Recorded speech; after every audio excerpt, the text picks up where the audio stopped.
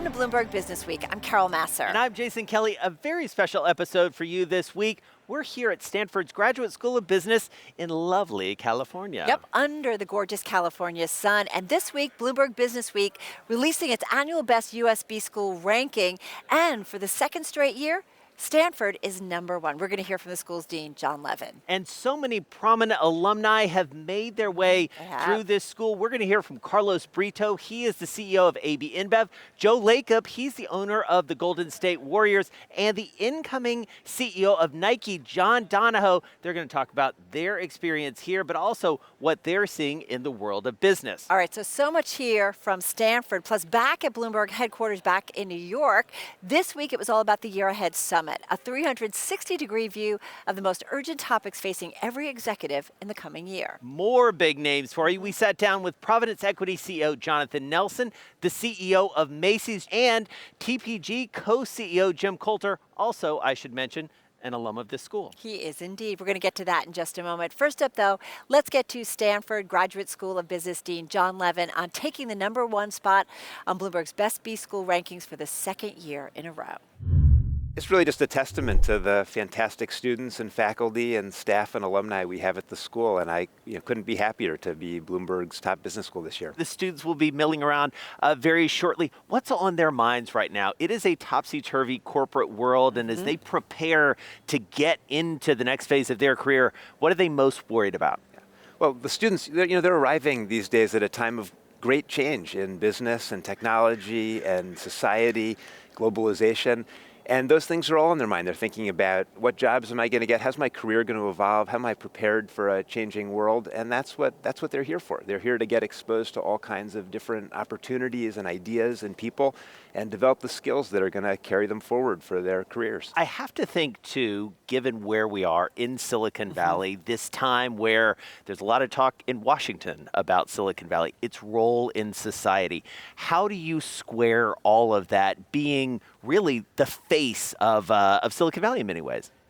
It's a great question. When I came to Stanford, it was 20 years ago, and Washington just could not have been farther away from Silicon Valley. It was irrelevant. We're just out here building things, making companies, trying to make the world a better place. And it doesn't feel that way right now. It feels like Washington and Silicon Valley have come much closer together. There's more. You talk about regulation. There's going to be more regulation. The impact of Silicon Valley on government and on democracy is enormous. And we're right in the middle of that. And I think that's a really important responsibility for Stanford to be in the middle of that discussion, to try to facilitate connections between Washington and tech firms, and we're trying to do that. One of the interesting things about a business education is for a long time, it was a fairly straightforward proposition. It was an investment. You paid X tens of thousands of dollars. You came out on the other end. You got paid very well, paid better than maybe you were going in. It seems more complicated now, and maybe even some existential questions around why am I getting an MBA? How do you make the case for Stanford to students? Yes, you're #1, but still, you got to make a case that you're better than the Harvards, the Whartons, and the Sloans of the world. Well, all of what you said is still true. There's still great economic ROI on an MBA here and at other schools. I think what has changed is the students have evolved. It's a much broader set of students. We have students from consulting and technology and finance, just like we always did, but now we'll have students who come in from government, from healthcare, from education. We have a student in the first year class who was a central banker in Yemen, another one who was a dentist in Nigeria, a woman who was an Olympic medalist on the U.S. swimming team. And you put all those people in the mix together, and that's part of the magic of the place. And then they go on to approximately the same richness of careers. And that's changed. That sense that the MBA can prepare you for anything, for all different walks of lives, all different careers. I think that's really fundamental to what we're trying to do. We turn now to a notable alum of the Stanford Graduate School of Business. We're talking about Joe Lacob. He graduated from here in 1989. He's now best known as the owner of the Golden State Warriors, who was also a pretty successful venture capitalist at Kleiner Perkins back in the day. It's just not about what's in the books, right? It's about a lot of other things. And there's so many issues that one has to be aware of to be a CEO, if that's your goal, or to be in business. And the world, it's a very international world now. You can't just think domestically, as we all know, and it affects the business I'm in even right now, as we all know recently. So I think you really have to have an experience where you get exposure to all of those issues. And I think that's what Stanford and this place does. It's very, very good at doing that. When you think about this place, Silicon Valley and Stanford, so many companies have been born of this, private companies. We seem to also be at a moment where private valuations, public valuations, you've been in the business of venture capital for a long time. What do you make of this moment where people are trying to decide what something is worth, and there's candidly some disagreement out there? Clearly, private valuations are very, very high, and there's some structural issues going on here with respect to the giant funds that have been raised and the prices they've been willing to pay for some of these startups or a little bit later stage than startups. Yeah. And so I think that the public markets, private markets have to sort of figure all this out.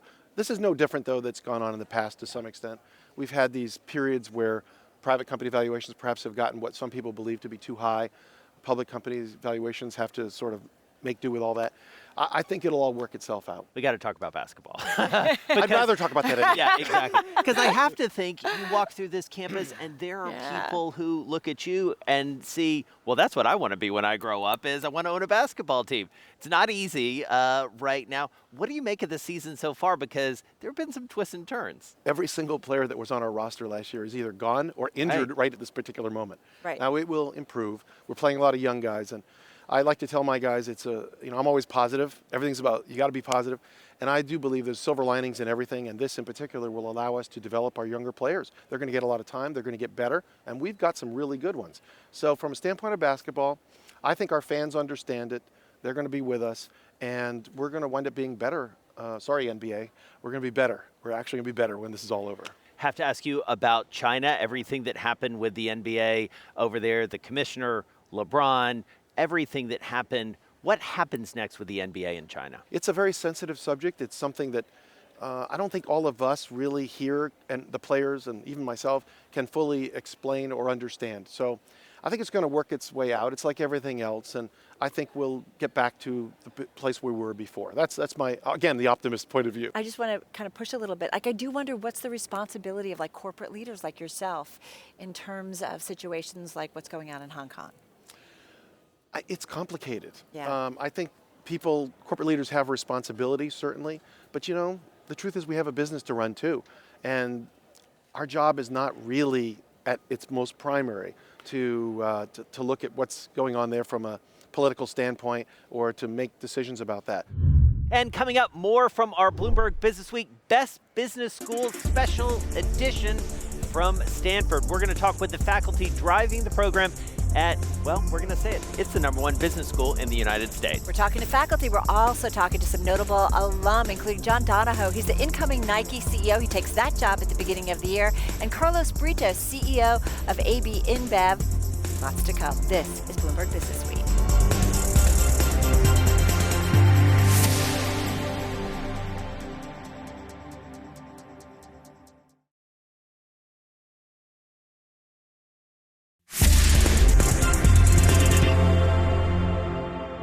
Welcome back to Bloomberg BusinessWeek. I'm Jason Kelly. And I'm Carol Massar. Join us for Bloomberg BusinessWeek every day on the radio, starting at 2 p.m. Wall Street time. You can also catch up on our daily show by checking out our podcast. Find that at Apple Podcasts, SoundCloud, and at Bloomberg.com. And you can also find us online at businessweek.com and through our mobile app. Let's get back to our Bloomberg BusinessWeek Best Business Schools special from Stanford. And here's this week's BusinessWeek Explainer. It's all about the annual results.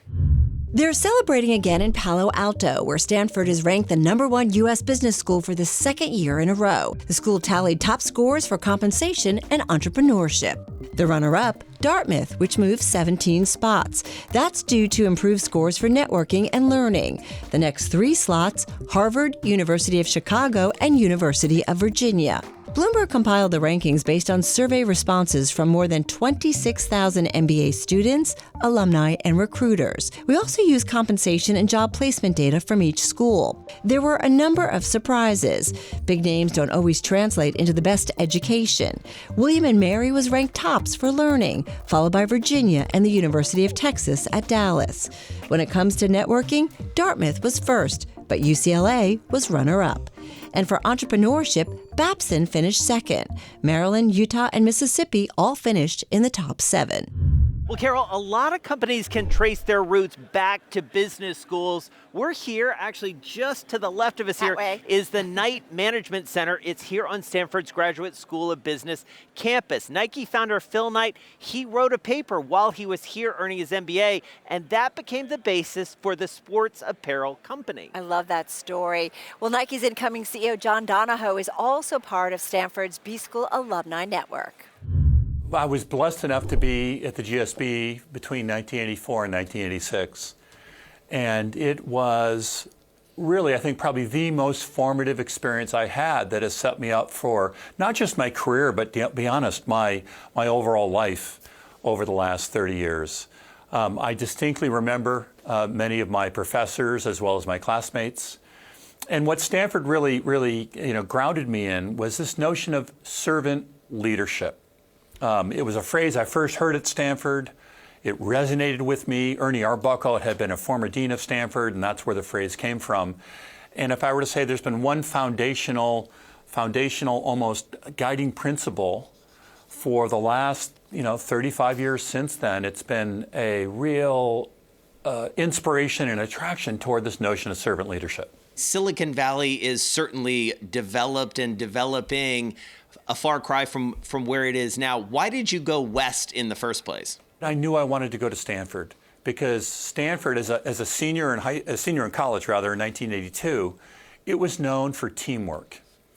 It was known for working with and through others, and that was really attractive to me. I'd played sports my whole life. I loved team sports.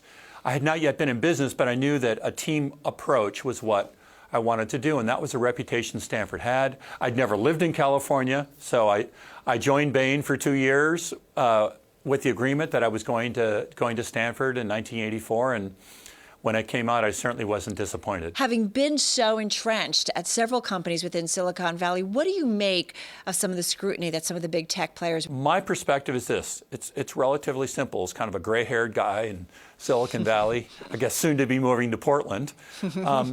The important part is we engage in honest dialogue. We don't duck the issues.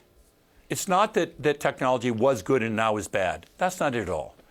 The reality is technology has had a profound impact on the world that is net fundamentally positive. I deeply believe that. But it's also true that there are second-order consequences and issues that are very real. And we have to be able to acknowledge those and then engage in what is often messy dialogue where reasonable people can have different perspectives and see if we can get civil dialogue around, all right, what are the issues, what are the remedies or policies or frameworks that can help us begin to address some of these issues. And it's going to take time. These are not simple issues. Right. And so what doesn't work is the politicians labeling tech as the bad guys. I don't buy that. And the same way, you can't be tech companies and say government's bad, regulation's bad. I don't buy that either. And the reality is, this is going to be the hard work of dialogue. We got to talk about your new job. As you said, you're moving to Portland to become the CEO of Nike. You've served on the board there. Why take this job now? Why bring it full circle, as you say, with your esteemed history at the Phil Knight Business School and now working for the company that Phil Knight created? I've always deeply resonated with Nike's purpose, which is, bring inspiration and innovation to every athlete in the world. Asterisk around athlete, if you have a body, you are an athlete. And to me, that's around human potential. It speaks to each person on this planet around the potential they have within them. And sport is a very powerful institution in our world right now. A lot of our other institutions are falling down. They're polarizing, whether it's government or politics. Sport is something that brings people together. It brings people together on a level playing field within countries and across countries. And so the purpose of Nike and the role and impact it does and can have in the world is just something that I've always admired deeply. It's always spoken to me. A story in the magazine this week, business schools have long trained their students to maximize shareholder value. Increasingly, though, students really want to master the skills that are needed to lead businesses that are committed to social or environmental missions. Well, that's right, and it was a big topic while we were here. Here's Stanford GBS Senior Associate Dean Sarah Soul on social entrepreneurship. Our students have changed a lot over the last 10 or 15 years, as you've probably heard about. Our students have come of age in a very different era than certainly I did, and certainly many of our past students did. And they've come of age on college campuses where their undergraduate professors, their undergraduate peers, are talking about issues of diversity, about equity, inclusion, corporate social responsibility. And so they come to us as learners who have already been exposed to some of these pressing issues, and they come to us hoping that we will give them answers and that we will be able to train them to become better leaders, purposeful. I gotta say, I do wonder about what the student body thinks because, right, I feel like global corporations are talking about the importance of diversity and how it's just better for so many different reasons. So I'm just curious, does the student body think that the corporate world is doing enough? Because there's so much conversation, but some of the numbers are getting better, but I still think people think that there could be much more significant improvements. And I think that's kind of mixed. I mean, I think that there's, I tend to be an optimist, and I sort of tend to point to the real wins that we see in many companies. But I also believe in transparency, and I believe in making sure that companies are able to tell us what they're doing so that we can do better. And I think our students really come to us believing that they can make positive change in the world and that they want to make positive change in the world.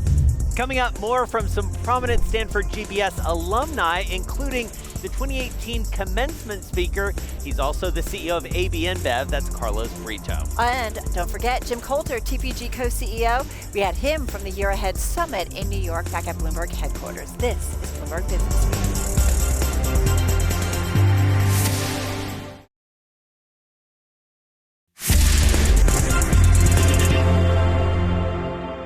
Welcome back to Bloomberg BusinessWeek. I'm Jason Kelly. And I'm Carol Massar. You can also listen to us on the radio on SiriusXM Channel 119 and on AM 1130 in New York, 106.1 in Boston, 99.1 FM in Washington, D.C. AM 960 right here in the Bay Area, in London on DAB Digital, and through the Bloomberg Business app. Back to our special broadcast at the Stanford Graduate School of Business. Bloomberg BusinessWeek releasing its annual Best Business School rankings this week. And for the second straight year, Stanford, it's #1. And here's alum Carlos Brito. He's the CEO of AB InBev. His story getting here, it's pretty amazing.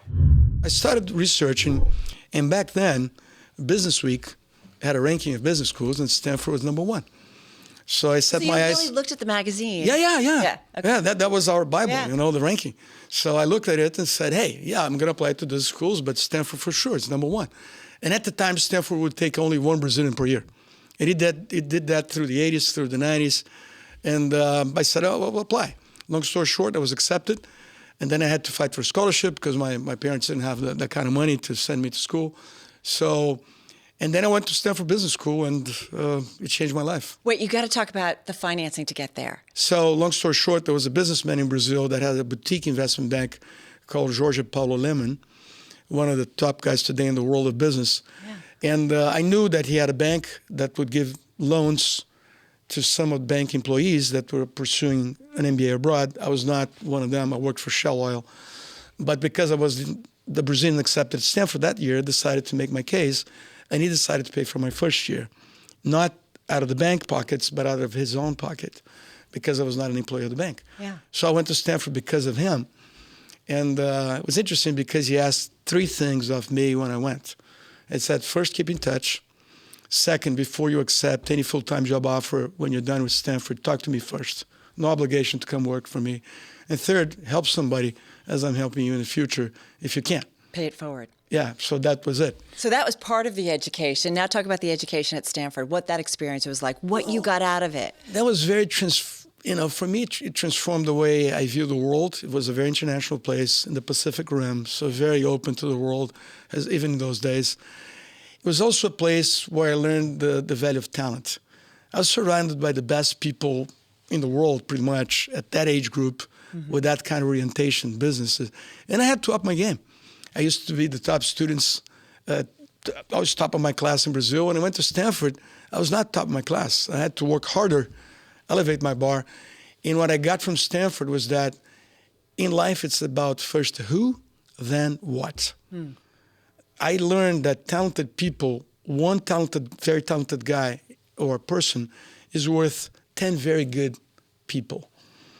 But it's hard to find. And when you look at Stanford and the Valley, Silicon Valley, that's a mirror image of each other. So Stanford has open-minded, always embrace ideas. Other places look at new ideas as threats. Stanford embraced the shake. So if things are moving, they embrace it. And they say, there's an opportunity here. So they're very open-minded. They attracted people of the same kind of mindset. And I think the Valley is a true reflection of Stanford. And Stanford gets also, retro alimentation or retro things from the Valley as well. So let's talk about your consumer a little bit. It's an interesting time, to say the least, in the world. You have a global view. Let's go straight to China, China. Where obviously big business for us. It's a huge business. Amazing business. And yet there are concerns about the Chinese consumer right now. What do you see? And that played out in your latest earnings, and investors were a little spooked by it. What's going on in China right now? Well, in China right now, for sure there was some deceleration. Yeah. But still growing, at 6%, the whole economy. And in our business, nightlife is a very important channel where Budweiser dominates, has the most of the share. And that nightlife got a bit de-emphasized given some of the celebrations in China. So that happens from time to time. Stanford's connection to Silicon Valley, well, it likely helped it take the #1 spot in entrepreneurship on Bloomberg BusinessWeek's Best Business School rankings. Well, and here are a couple of very impressive second-year MBA students who are also amazing. entrepreneurs. We're talking about Emily Nunez Kavnes and Pulkit Agarwal. 8 years ago, I started a social enterprise called Sword and Plow with my sister, and we work with veteran-owned American manufacturers across the country to make bags and accessories, such as this necklace, which is made out of a repurposed... Do you have a bag next to you? I You do. can grab it. I You can do. grab it. So this is one, and then we also have leather goods as And well. is this military-grade materials, from what I understand, some of it? Yes, some of it. So we incorporate repurposed military surplus, like this lining, as well as the 50 caliber machine shells, which are in all of our jewelry. Wow. And they're all made by veteran-owned American manufacturers, and we donate 10% of our profits to veteran nonprofit organizations. It's an amazing, we've been looking at Great. some of the products. It's really incredible. Yeah. So Pulkit, give us a sense of what it's like to be a student here, especially at a time where there's a lot expected and a lot of big questions about businesses right now. I think we would all love to sort of be in your classroom in some ways because Hear the you guys are discussions, asking right? big questions. How do you characterize it? Yeah, what's actually really interesting about Stanford is that they really bring out the authenticity within you, and all the education that's given you is sort of surrounded around who you are and staying true to yourself, but then also being good at business. And the coolest thing is not only are you in the business school at Stanford, but you're also part of Stanford as a whole. And there's amazing classes and things outside as well they can use to supplement your education. Coming up, Bloomberg's The Year Ahead Summit back in New York. We speak with leaders on the most urgent topics facing every executive in the coming year. And that includes Jonathan Nelson, CEO of Providence Equity, also Curaleaf CEO Joe Lusardi. All of that to come. This is Bloomberg BusinessWeek.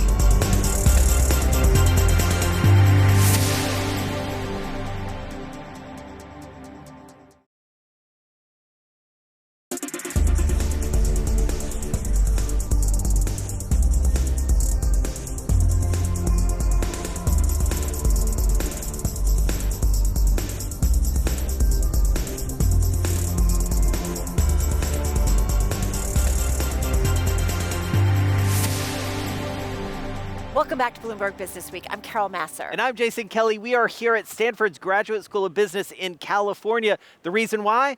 Bloomberg BusinessWeek releasing its annual Best B Schools list this week. And for the second straight year, Stanford is #1. They are indeed. And be sure to go online, check out what went into the rankings and all of the business schools, and really a lot more details about Stanford specifically. We turn now to another top event this week, Bloomberg's The Year Ahead Summit in New York City. Change is certainly the one constant that really unifies global CEOs, and the pace of change, well, it only seems to be speeding up. Which is why Bloomberg invited industry leaders to discuss the most urgent topics facing every executive in the coming year. And every year, actually for the past 3, we have turned to an alum of this institution, of Stanford, Jim Coulter. He's also the co-CEO and co-founder of TPG. He gave us a sense of what he's telling his investors.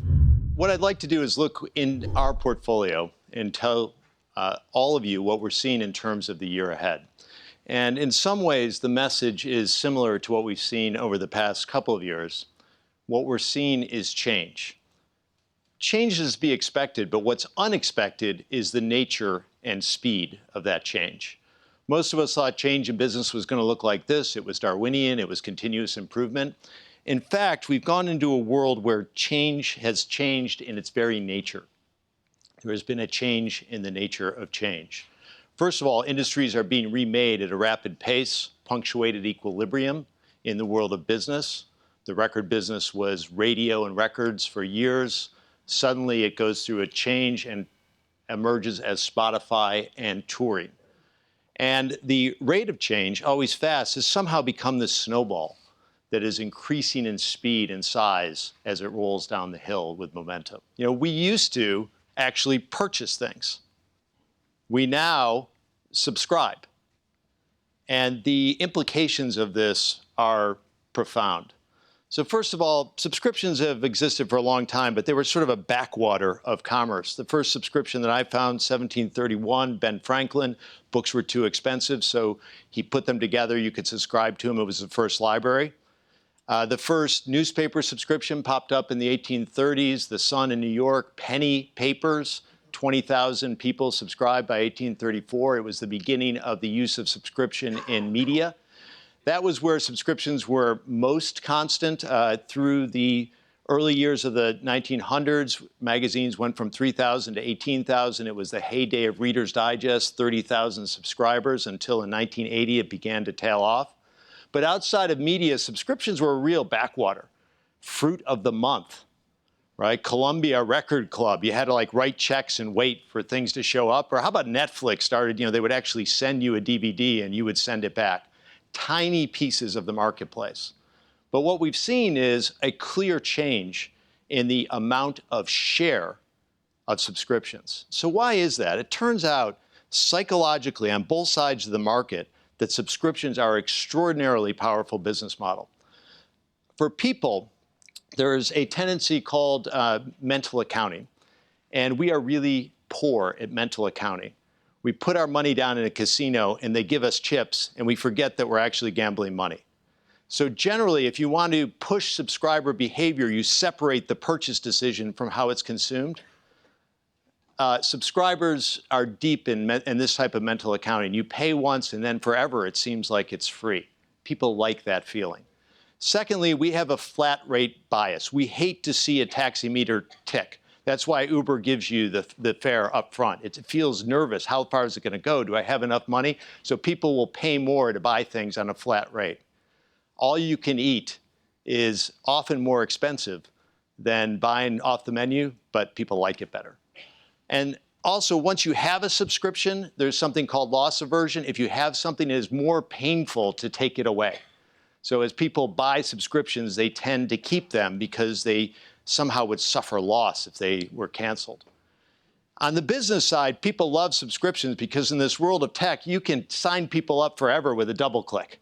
So it's become really easy to deliver subscriptions. And one of the things you hate as a business is if someone opts out of one of your product sets. So buying Microsoft 365 as a subscription is really good for Microsoft.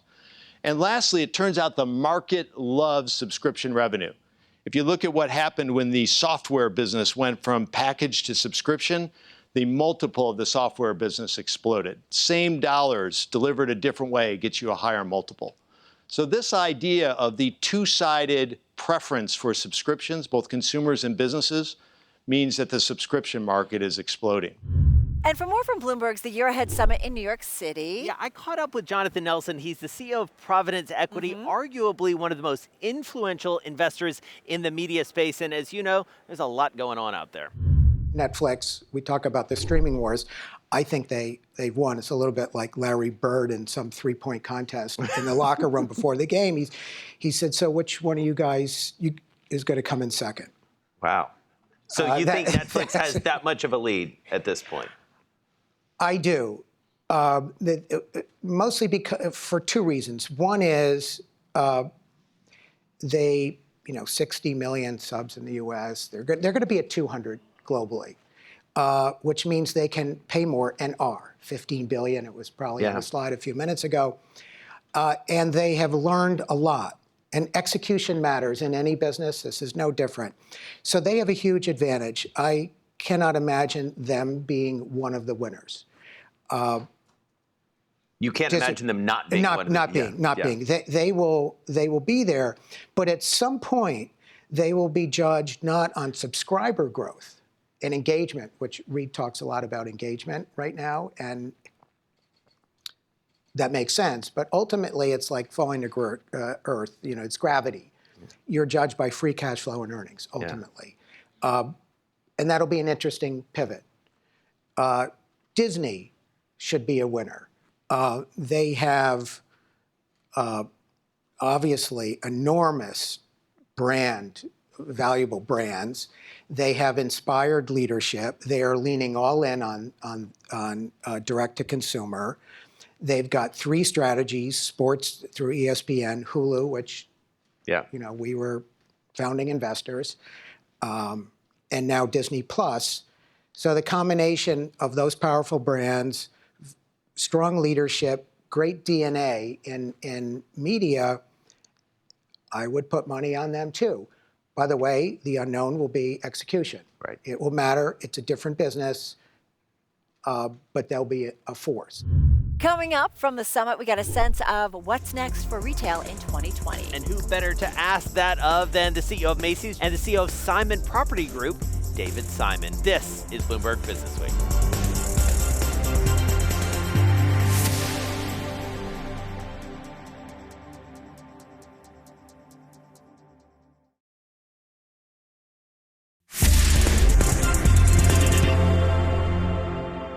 Welcome back to Bloomberg BusinessWeek. I'm Jason Kelly. And I'm Carol Massar. Join us for Bloomberg BusinessWeek every day on the radio starting at 2 p.m. Wall Street time. You can also catch up on our daily show by checking out our podcast. Find it at Apple Podcasts, SoundCloud, and at Bloomberg.com. And you can find us online at businessweek.com and through our mobile app. We continue with our coverage from Bloomberg's The Year Ahead Summit held in New York City this past week. What we love about this event is we cover all kinds of industries, all kinds of topics, and that included retail. Well, and there are a lot of big questions about retail, to say the least. We had a conversation with Macy's CEO and Simon Property Group CEO David Simon on the future of their business and whether brick and mortar is still going to be a thing. In the past, what we would do when we would remodel a store is we would go all in, and it was not a scalable model. There was not the return on investment that we needed. We were spending $10 million for each of these properties. You would just gut it. We would just, we'd gut it or you'd gut most of it, right? And now what you're seeing is we're spending about $3 million on these properties, and that's just one of the strategies that we have. Is we're redoing lighting, all the amenities that you would expect, and we're adding new businesses. So we're adding Backstage, we're adding Big Ticket. Those are two businesses that are doing really well in our portfolio that not every one of our growth stores have. We're adding new brands in. So that's one element. It's product and it's environment. The other piece is really focusing on the people, what we're doing with our management, what we're doing with colleagues, what we're doing with commission rates, then what we're doing with marketing, what we're doing with special events. So a lot of these malls, the opportunity to get the community in and for us to go into the community is high. So what we can do to get more footsteps into these stores is very high. So it's the combination of those five things that really is what is driving the overall business. And a good example of this is David had a mall. One of our first meetings together was when he was kicking my butt on King of Prussia. And King of Prussia it's one of the best malls in the nation. And we had a tired product. The Macy's brand was shop-worn. And he was saying, hey, look, this is everything I'm doing. This is everything that I'm investing. And you're behind. And this is the dollars per square feet increases that I'm getting. These are all the leasing agreements that I am changing. And get busy. And I said it much more polite. He was so polite about it. And it was, he was absolutely right. And so that was one of our first stores that we invested in. In our first year we did that was 2018. We got a 2% increase. This year we're getting a 4% increase in that. It's the gift that keeps giving because investment is not a one and done. Yeah. I think what we've learned in this business is that you have to continue to invest in new content, new experiences, because the customers raise the bar on all of us. Yeah, and this is beyond just real estate. I mean, I don't care if you're in a technology company, you have to invest in your product. Yeah. And going back to your question, Carol, it's funny, New York is the hippest city in the country. Let's assume that, okay? We like to think the world. Okay, the world. We'll go with the world. But go that's debatable in the world, but it's a hip city. Yet in the last 5 years, 3 malls have opened. Okay. Yeah. Now we're not involved in any of them, but you have Hudson Yards, you have the World Trade Center, and then you have Brookfield Place. So it's interesting that the hippest city in the world. Yet open 3 malls. And it's kind of, the narrative, and I'm not blaming Bloomberg at all, maybe slightly, but the narrative Wait a minute, now it just took a funny turn. Right. The narrative is so negative, yet when you look at the facts, I think you can draw a much different conclusion. And staying with retail, a very timely conversation you had with the CEO of Nordstrom. That's Eric Nordstrom. He's got a lot on his plate. He does, Jason. It's a big year for them because after 118 years in business, the Seattle-based retailer just opened its first store in New York City. It is this week's Business Week Talks. You can find it in the magazine. Customers are more empowered than ever before, less willing to compromise any of their experience with shopping, including in that. And in our industry, we talk about things like omni-channel, and I know you guys hate that, from what I've read. Well, yeah. I talk to customers every day, and I've never had a customer use the word channel with me. It's not how they think. They just want great experiences, and the reality is, if you are to force a definition of channel, the vast majority of the categories we sell are bought in stores, but much more accurately is people are on their phones and they're in physical locations and they want it when they want it. They want it on their terms. People think, okay, so how will Nordstrom be different than maybe some of the troubles that a Lord & Taylor fell into? Or I'm not saying you guys are apples to apples, or, Saks closing downtown or Bendel's. Like, how will it be different for you? We started as a shoe store over 100 years ago. I grew up selling shoes. And one of the things about selling shoes is you are literally on your hands and knees in front of the customer trying to take care of them. Yeah. And that it's a good metaphor for how we try to continue to run the business. And if we focus on the customer, and certainly the customer wants things that are different. And building a new physical store today gives us some advantages. We have technology built into the store, Wi-Fi cell service, connectivity, so customers can be on their phone, and a lot of product discovery for what we sell, fashion, begins online. And we know that over half of our store sales involve a visit to our website, usually on someone's phone. So there's a lot of features we can build there. And the architecture of the place is very different.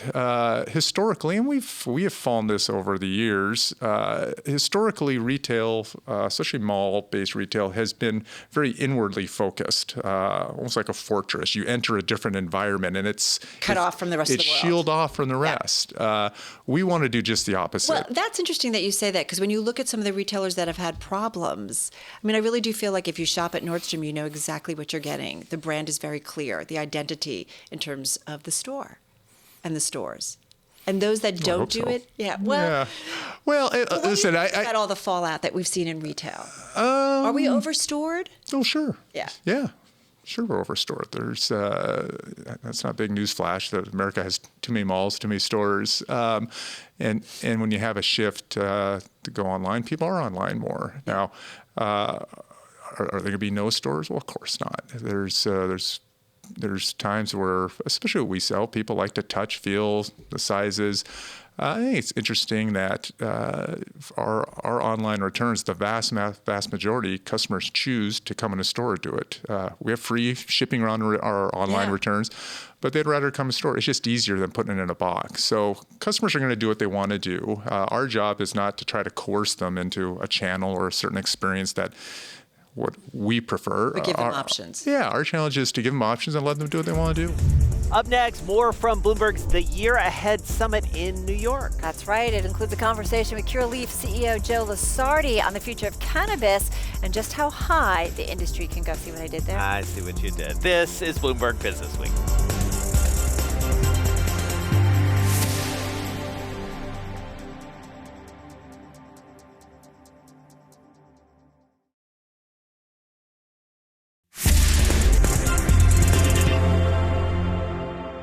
Welcome back to Bloomberg BusinessWeek. I'm Carol Massar. And I'm Jason Kelly. You can also listen to us on the radio on Sirius XM Channel 119, also AM 1130 in New York, 106.1 in Boston, 99.1 FM in Washington, D.C. AM 960 in the Bay Area, in London on DAB Digital, and of course on the Bloomberg Business app. And at the Year Ahead Summit in New York, we had to talk a little cannabis. Yeah, it was a big story last year, a big story this year, and it will probably be a big story in 2020. Here's my conversation with the CEO of Curaleaf, Joe Lusardi, on the future of the industry. We believe that today cannabis is a $75 to $100 billion industry, but importantly, most of it is served by the black market. So less than 10% of the transactions in cannabis last year were done through regulated stores like Curaleaf. And so that's what's exciting is we're not trying to tell you that this is an industry that needs to be created. It's already there. Right. What we need is regulated transfer. markets to transfer out of the black market into the regulated. And that's just what Curaleaf is doing. And you just opened in Massachusetts, right? Yeah, in fact, yesterday we opened our first adult use store on the East Coast. And so that's a big transition for Curaleaf because we started out as a medical business. What we recognized many years ago was that millions of Americans were self-medicating with cannabis for very serious diseases, including cancer and epilepsy and a lot of other horrible conditions. And so we really entered this space to help people that were sick. But what's happened over time is that, as I said, the social attitudes towards cannabis keep changing. It's becoming more mainstream. Right. And as states like Massachusetts adopt adult use programs, the medical operators are there. They have regulated programs, and they're the first ones to address that population. What's going to be the biggest part of the market? Because I certainly have CBD products. I have a lot of companies that keep coming in and saying, you know, try these, whether they're creams and lotions. There's that. There's medical. There's recreational. How does the market play out ultimately? Is it a little bit of all that or what? It's all of that. The way we think about it is that, you know, if you think about cannabis for medical people, you know, the most vulnerable, sickest people in our population, cancer patients, epileptics, et cetera, use cannabis and get great benefit. Right. But that's ultimately a narrow part of the population, right? There are only so many people that are that sick. But then there's also part of the population that uses cannabis for, you know, called the euphoric element or the recreational aspect. And maybe people want to replace Chardonnay, you know, with cannabis or Scotch. But the way I think about it is actually the biggest opportunity is cannabis as an adult use wellness product. So you pointed out CBD. There are literally millions of Americans now using CBD across the country for health benefits. Right. Cannabinoids have the ability to deliver amazing health benefits. One of the main reasons why people actually go into an adult use store to buy cannabis is to sleep. That's the number one condition is sleep. I don't consider sleep a recreational activity. I consider that a life activity. And so cannabis is going to become a wellness product that people will use all around the country for things like sleep, anxiety, maybe low-grade pain. And I really believe that's the biggest opportunity. So let's do a little luxury and pursuits, Carol. It's a first in the watch industry. Breitling partnering with watch resale site Crown and Caliber. Collectors now can trade in their timepieces. Yeah, it's a really interesting thing that's going on. It used to be that watch companies, well, they viewed their old timepieces as the enemy, but, well, the times are changing. Here's my conversation with Hamilton Powell. He's the Crown and Caliber founder and CEO, and Terry Prissert. He's the Breitling USA president. We believe that that trade-in is needed in this space, and it's definitely a place that is here to stay. Terry, why talk to us a little bit about why not do it in-house? Because we have seen some luxury brands do this in-house. the trade-in and... We want to start with Breitling.com, and we want to find an expertise that Crown & Caliber has to basically evaluate the watch, look at the history of the watch. We help them looking at the service. When it's a Breitling, we want to trace the history of the servicing of the watch, and we'd like to have an expert to be able to satisfy the customer, to evaluate the watch, and then make an offer, and then do the trade-in.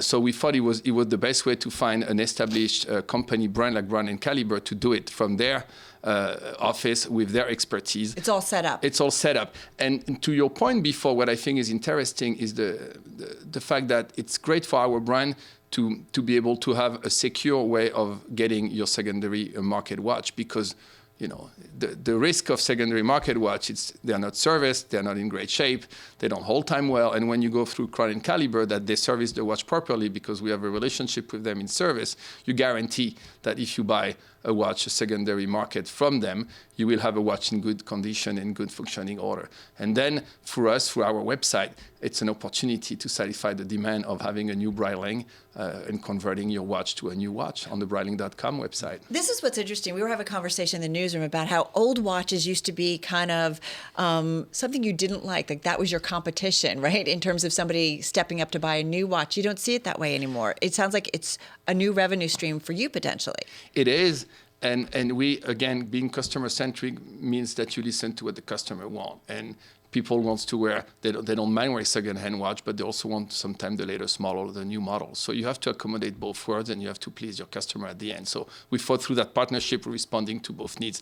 Of course, when you have a vintage Breitling that is very dear to your heart, that comes from family, a 1952 Navitimer, for example, you want to keep it, and I don't think Crown & Caliber or Breitling will see those watches come back. But we launched a new model of the Avenger line, and Avenger line has been a very popular line for us for many years. I definitely can see some people going online and saying, "Oh, I'd like to have the new Avenger." Well, we give you the opportunity to sell your old one and get a brand new one. When Terry mentions the auto industry, and I think that's a great example of an industry that's used the power of trade-in for years to help and assist their customers in getting maybe an old car that they aren't using anymore to trade in or trade up to a new car. Well, this is basically a similar tool that's now being used in the watch space. And so every year there's roughly $5 billion worth of brand new watches that are being sold into the US at retail. And those watches are now continue to be in circulation, but watches don't go to the scrapyard like cars do. And so as a result, there's now an estimated $125 billion worth of mechanical watches in people's closets on their wrist that are in the pre-owned environment. Right. And so what this represents is not a challenge, it's an opportunity for an innovative brand like Breitling to serve their clients with watches that they may not be using, where they could now be buying or upgrading to a watch that they do want. Bloomberg BusinessWeek is available on newsstands now. And also online at businessweek.com and on our mobile app. There you can find this week's cover story on Disney and the launch of what Bob Iger calls the most important product in 15 years. We're talking about a Netflix-like service. It's called Disney+. And the long-term effects of tear gas in Hong Kong. As much as 88% of the territory's population has come into contact with it since June. And then in politics, Democrats, well, they are cool on Wall Street donors and why the feeling is kind of mutual. And check out our daily Business Week podcast. That's available at Apple Podcasts, SoundCloud, and at Bloomberg.com. More Bloomberg Television starts now.